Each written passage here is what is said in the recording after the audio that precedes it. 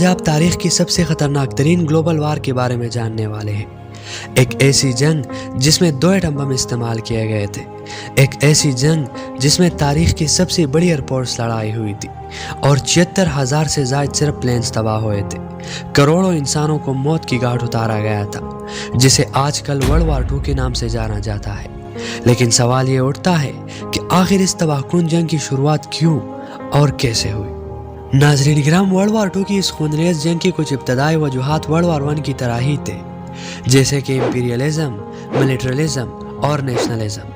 ملیٹرلزم اور امپیریلزم کی شروعات سب سے پہلے جاپان ہی سے ہوتا ہے۔ 1930s میں جاپان نے اپنی آرمی کو مضبوط کرنا شروع کیا اور آہستہ آہستہ اپنے ہمسائے ممالک جیسے کہ چائنا اور کوریا پر حملے کرنے شروع کر دیے، حتیٰ کہ جاپان نے چائنا کے ایک اسٹیٹ مینچوریا پر قبضہ بھی کر دیا اور آگے بڑھنے کا بھی ارادہ تھا، جس کی وجہ سے حالات سنگین ہونے لگے۔ حالات مزید خراب ہونے تب شروع ہوئے جب یورپی ممالک کے درمیان گروپ بندی کا سسٹم دوبارہ سے جنم لینے لگا۔ ورلڈ وار 1 کی طرح اس بار بھی 2 گروپ بن گئے، یعنی الائڈ پاورز اور ایکسس پاورز۔ اس کا مقصد بھی وہی پرانا تھا کہ اگر کسی گروپ کے ایک ممبر ملک پر حملہ ہو جائے تو پورا گروپ اس ملک کا ساتھ دے گا۔ اسی طرح پوری دنیا 2 طرفہ تقسیم ہوئی۔ الائڈ پاورز میں برٹن، امریکہ، فرانس، سوویت یونین، چائنا اور پولینڈ شامل تھے۔ اس الائڈ سسٹم کے ساتھ ساتھ ملکوں میں ڈکٹیٹرشپ بھی شروع ہوا، جس میں ایک حکمران کسی ملک کا ڈکٹیٹر بن کر پوری ملک میں الیکشن سسٹم کو ختم کر دیتا اور تاحیات اپنی سلطنت کھڑی کر دیتا، اور پھر وہ جو چاہتا وہی ہوتا۔ یعنی مثال کے طور پر ہٹلر کی حکومت جو ڈکٹیٹرشپ کی ایک پرفیکٹ ایگزامپل ہے۔ اس ظلم کی وجہ سے لوگ انتہائی تنگ ہو گئے اور بغاوت کرنے پر مجبور ہو گئے۔ اب شروع ہوتی ہے ورلڈ وار 2 کی شروعات کی سب سے اہم وجہ۔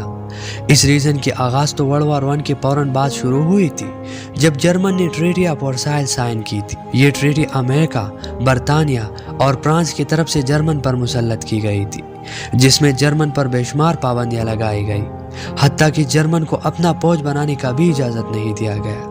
لیکن جب 1933 میں ہٹلر جرمن کا ڈکٹیٹر بنا تو اس نے فوراً سے ٹریٹی آف ورسائلز کی دھجیاں اڑانا شروع کر دی۔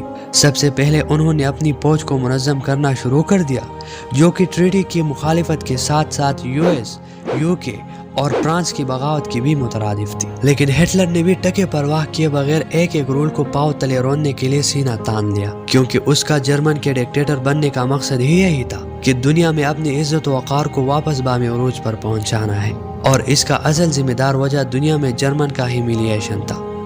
ورلڈ وار 1 میں جرمن کی شرمناک شکست کے بعد پوری دنیا میں جرمن کی عزت مٹی میں مل گئی تھی اور سارے ممالک جرمن کو کم تر سمجھتے۔ ان سب بھی عزتیوں اور ظلموں کا بدلہ لینے کے لیے ہٹلر ایک پاورفل آرمی کو تیار کرنے میں لگ گئے اور آہستہ آہستہ ہمسایہ ممالک پر حملے کرنا بھی شروع کر دیے۔ یہی وہ وقت تھا جب ہٹلر نے یہودیوں کا قتل عام بھی شروع کر دیا، کیونکہ وہ یہودیوں سے سخت نفرت کرتے تھے۔ ہٹلر کا یہ ماننا تھا کہ ورلڈ وار 1 ہم یہودیوں کی وجہ سے ہی ہارے ہیں، اسی وجہ سے وہ سب سے پہلے یہودیوں کو اپنے سامنے سے ختم کرنا چاہتے تھے۔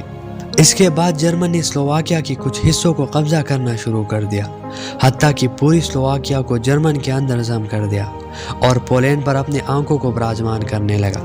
لیکن پولینڈ کی طرف بڑھتے ہی ایک موڑ آ کھڑا ہوا، اور وہ موڑ یہ تھا کہ برطانیہ، فرانس اور پولینڈ ایک الائڈ یعنی الائڈ پاورز میں تھے۔ اگر اب جرمن پولینڈ پر وار ڈکلیئر کرتا تو صرف پولینڈ سے نہیں بلکہ پوری الائڈ پاور سے لڑنا پڑتا، جس میں 8 سے زائد ممالک شامل تھے۔